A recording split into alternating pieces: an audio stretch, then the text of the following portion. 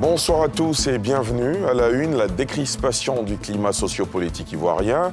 Alassane Ouattara et Henri Konan Bédié se sont parlé cet après-midi. Un tête-à-tête qui sonne le début du dialogue entre l'actuel président de la République et l'ex-chef d'État. Leur déclaration à suivre en début de journal. Premier conseil des ministres après la présidentielle, le gouvernement a félicité le président Ouattara pour sa réélection avant de statuer sur les violences qui ont émaillé le scrutin. Des mesures pour restaurer la paix dans le pays ont également été annoncées.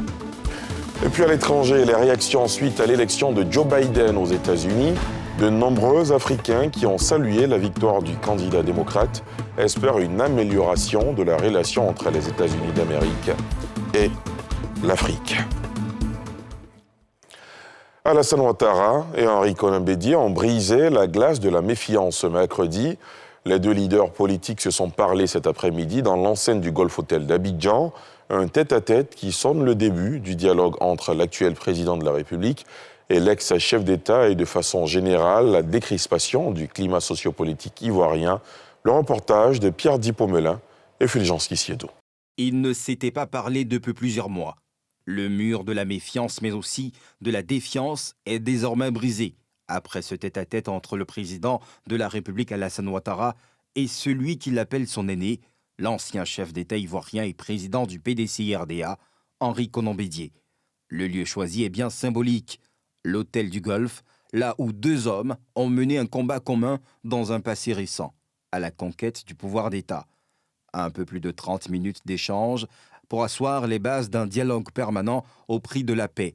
Une paix particulièrement éprouvée avant, pendant et après le scrutin présidentiel du 31 octobre dernier. Un entretien fraternel pour rétablir la confiance et faire en sorte que la Côte d'Ivoire soit en paix. Et nous sommes convenus que la paix est la chose la plus chère à tous les deux et à tous les Ivoiriens. Et nous avons décidé d'œuvrer pour qu'il en soit ainsi. Et ceci était une première rencontre, comme dit le président, pour briser la glace, pour rétablir la confiance. Et nous sommes convenus de nous revoir très prochainement pour continuer ce dialogue qui a bien démarré et la confiance est rétablie. Par la rencontre d'aujourd'hui, nous avons brisé le mur de glace, le silence, et que nous allons, dans les jours et les semaines à venir, continuer à nous téléphoner, à nous rencontrer, pour que, enfin, le pays soit ce qu'il était avant. Cet acte de décrispation fait suite à la main tendue du président de la République, Alassane Ouattara, lors de son adresse aux Ivoiriens au lendemain de sa réélection. Notons que les violences qui ont eu cours ces dernières semaines ont fait 85 morts, 485 interpellés, 167 inculpés, dont 45 sous mandat de dépôt, selon le porte-parole du gouvernement. Sans nul doute, cette rencontre entre les deux hommes sera suivie d'actes forts de décrispation pour définitivement dissiper les nuages sombres dans le ciel ivoirien. Un peu plus tôt dans la journée, avant cette rencontre de haut niveau, le président Alassane Ouattara a conduit le premier conseil des ministres post-élection présidentielle. Il a reçu les félicitations des membres du gouvernement. Le conseil a statué sur les violences qui ont émaillé le scrutin et en a dressé le bilan. Des mesures pour restaurer la paix dans le pays ont également été annoncées. Pierre Dipomelin, Arona Zeba.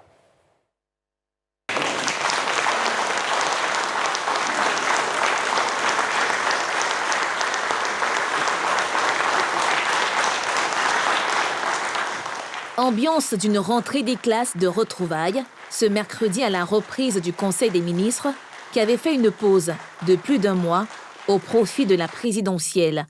Réélu pour 5 ans à la tête du pays, le président Alassane Ouattara a reçu les vives félicitations de ses collaborateurs. Monsieur le Président, avec l'ensemble des membres du Conseil, je voudrais vous exprimer nos très vives et chaleureuses félicitations pour cette brillante élection.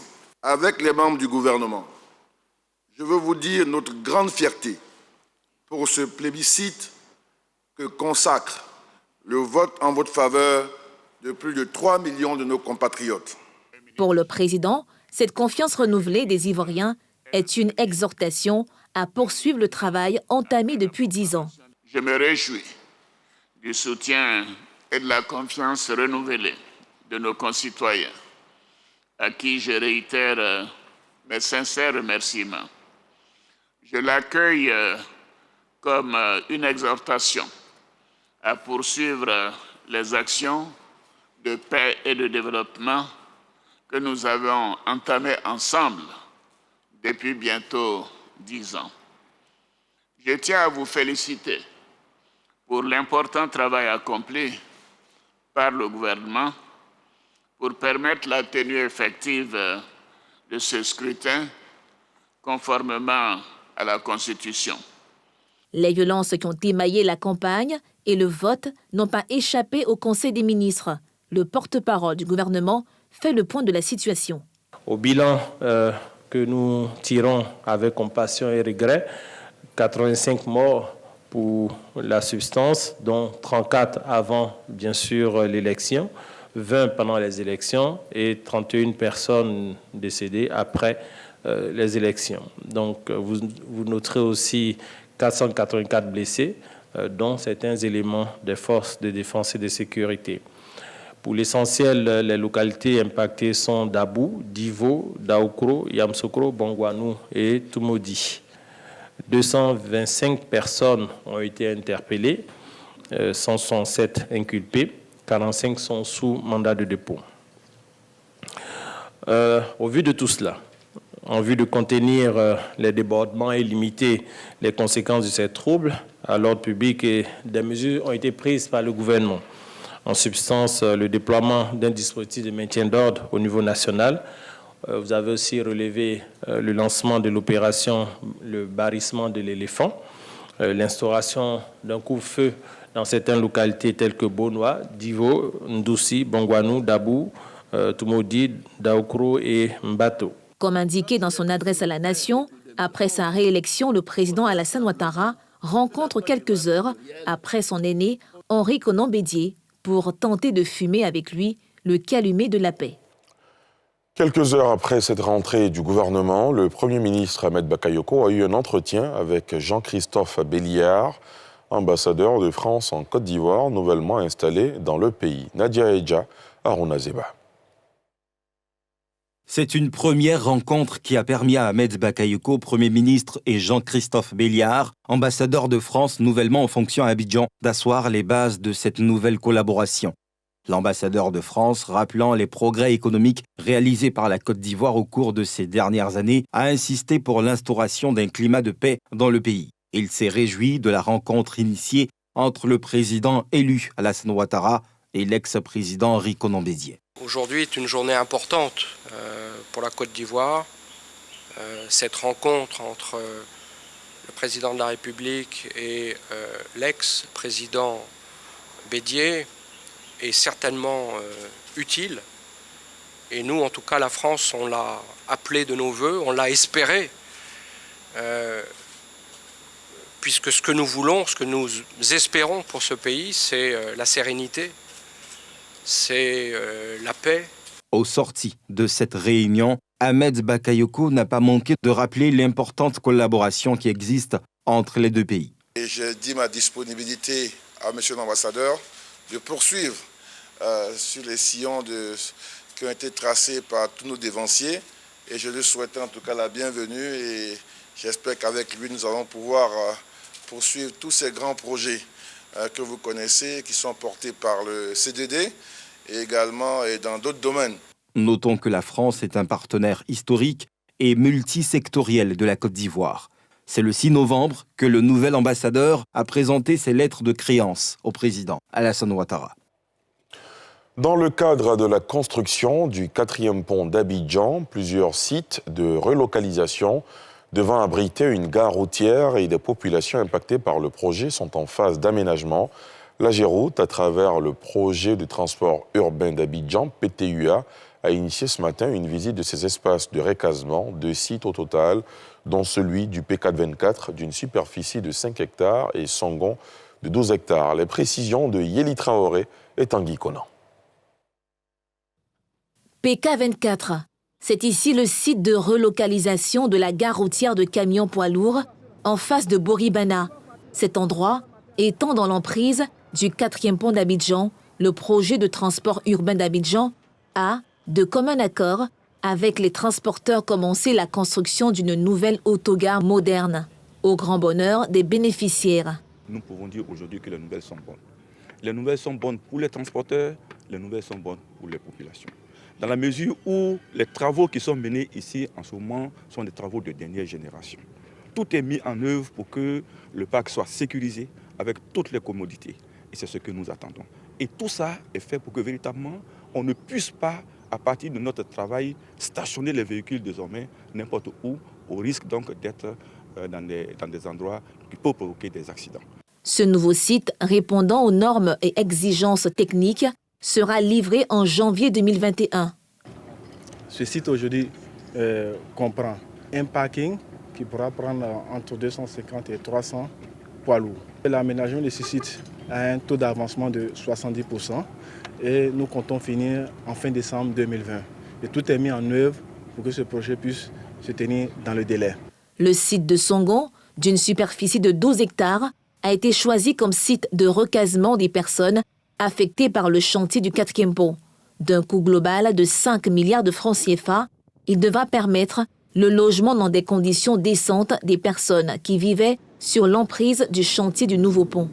Nous sommes sur le premier site, celui de Songon Aïwaï, qui fait 12 hectares et devra abriter au total 371 bâtiments. Outre ces 2 sites, 3 autres sont en chantier dans le cadre du recasement des populations affectées par le chantier du nouveau pont. Ce sont les sites d'Ebimpe, Songon, Djiboté et un site en réserve. Ce soir, on s'intéresse aussi à ce phénomène qui concerne la santé des femmes, précisément celles qui rêvent de formes généreuses. Si avoir une forme généreuse a souvent été un critère de beauté en Afrique, grossir le postérieur est depuis quelques années un phénomène qui prend de l'ampleur.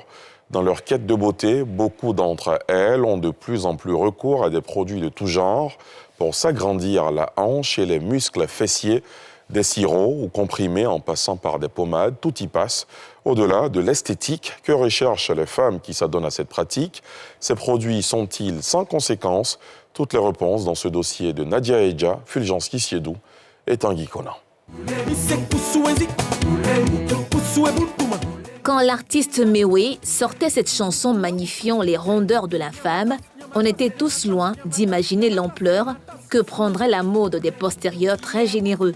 Ce critère de beauté africain est devenu aujourd'hui presque une obsession pour la gente féminine. Au-delà de l'identité africaine qui est mise en avant, c'est beaucoup plus des ressources dans le jeu érotique, dans le jeu sexuel.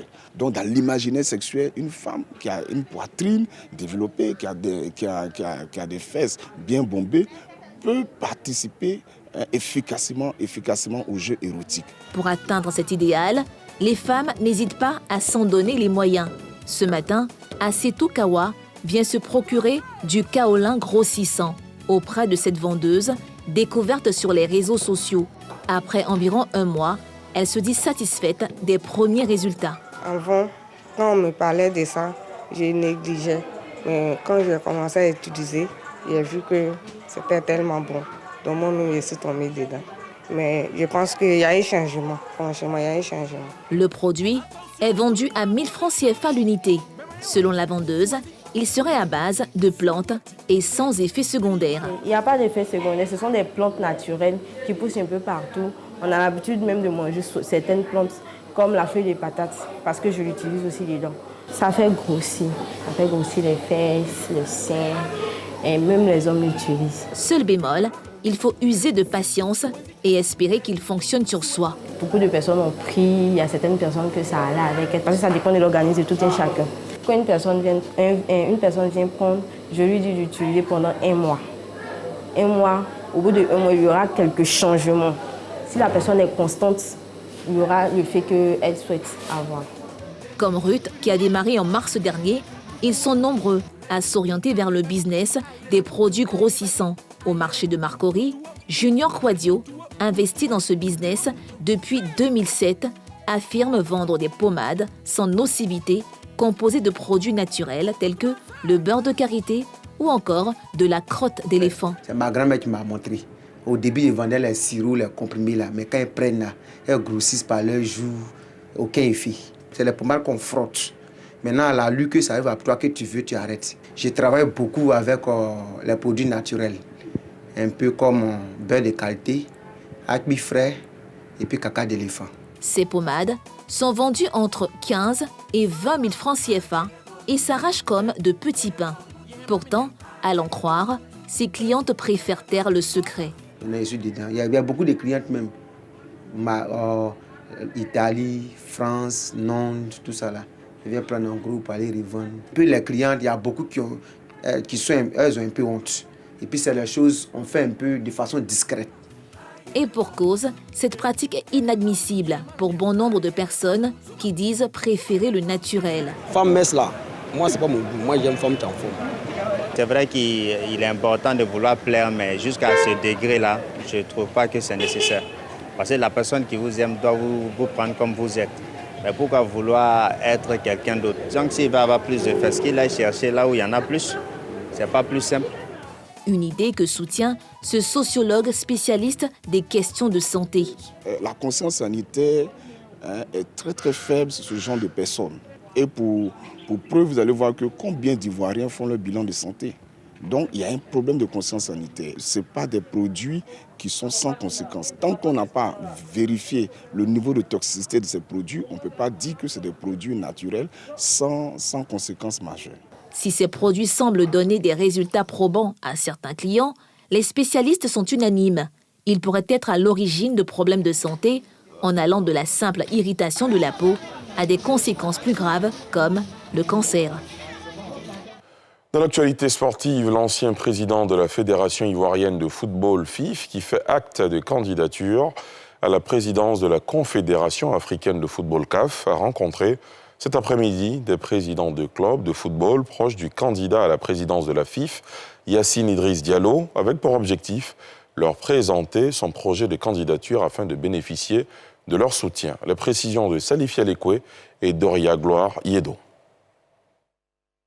L'ancien président de la Fédération ivoirienne de football, Jacques Bernard Anouma, ce mercredi dans le quartier général de Yacine Idriss Diallo, candidat à la présidence de la FIF. Le candidat à la présidence de la Confédération africaine de football avait un objectif en effectuant le déplacement. Présenter aux 25 clubs et groupements d'intérêt son projet et recueillir par la même occasion leur soutien. Je voudrais à votre nom remercier et vous charger de remercier le président Sidi Diallo pour l'acte qu'il a posé. Et ça m'a permis donc de déclencher le processus. Nous avons eu 5 parrainages, dont la Côte d'Ivoire, que les gens à l'extérieur sentent que nous sommes unis derrière ma candidature. Au nom de ses pairs, responsables de club, Yacine Idriss Diallo, ami et collaborateur de longue date de Jacques Anouma, a vanté les qualités de son hôte, appelant à une union sacrée pour ravir la présidence de l'instance panafricaine de football. C'est un homme qui est outillé. Il a les compétences, il a la capacité. Et je pense que c'est une opportunité pour notre pays d'avoir un cadre de ce niveau et de cette compétence qui va nous représenter dans ces joutes électorales. La Fédération ivoirienne de football a accordé samedi son parrainage à Jacques Anouma, l'ancien président de cette fédération, pour l'élection à la présidence de la Confédération africaine de football, prévue en mars 2021. La date limite du dépôt des candidatures est fixée au jeudi 12 novembre 2020. Les candidats devront attendre le 11 janvier 2021 pour être fixés sur leur sort. De nombreux dirigeants à travers le monde ont félicité Joe Biden, élu président des États-Unis. Il en est de même pour de nombreux Africains qui ont salué la victoire du candidat démocrate et espèrent une amélioration de la relation entre les États-Unis et l'Afrique. Yeli Traoré, Mathurin Badé. Après sa victoire contre Donald Trump, Joe Biden s'est tourné vers les préparatifs de son accession à la Maison-Blanche avec 2 priorités affichées, la lutte contre la pandémie du Covid-19 et la réconciliation d'une Amérique divisée. De par le monde, l'élection du démocrate a été saluée, offrant un contraste saisissant avec le camp républicain aux États-Unis qui, à l'instar du président sortant, refuse de concéder la défaite. L'arrivée de Joe Biden, effectivement, est une bouffée d'oxygène, si je peux m'exprimer ainsi, pour les pays africains, parce que, à mon humble avis, ça va aider ces pays-là à véritablement prendre exemple sur la gouvernance, la démocratie américaine, prendre cet exemple-là. Et puis, au niveau économique, beaucoup de changements se font évidemment. Joe Biden est venu pour les Américains, il fera la politique des Américains, pas celle des Ivoiriens. Donc moi, ça ne me fait ni chaud ni froid. Sur l'impact de la victoire de Joe Biden et de ses répercussions sur l'Afrique, les avis de ces experts ivoiriens sont contrastés. Pour nous, Africains, c'est une grande joie parce qu'on a été plus ou moins ostracisés par Donald Trump et on ose espérer que l'ancien vice-président d'un des fils de l'Afrique, Barack Obama, va se tourner vers l'Afrique pour que nous puissions, n'est-ce pas, entretenir un dialogue franc, solidaire et fraternel. Que l'avènement du démocrate Joe Biden à la Maison-Blanche peut être perçu comme une lueur d'espoir. L'Amérique va d'abord s'attarder sur les problèmes numéro 1 de l'Amérique en interne, avant éventuellement donc de lancer la diplomatie au niveau de l'international. Joe Biden a axé sa vision africaine dans un document de campagne. Il prévoit d'interagir avec le continent de 2 manières. D'une part, il est question de faciliter l'intégration sociale, culturelle et professionnelle des diasporas africaines vivant actuellement aux États-Unis. L'autre action, la plus importante, concernera la coopération directe avec le continent. Et c'est ici que s'arrête ce journal. Merci de l'avoir suivi. Demain à 19h50, vous avez rendez-vous avec Mélina Makissi. Excellente soirée sur NCI.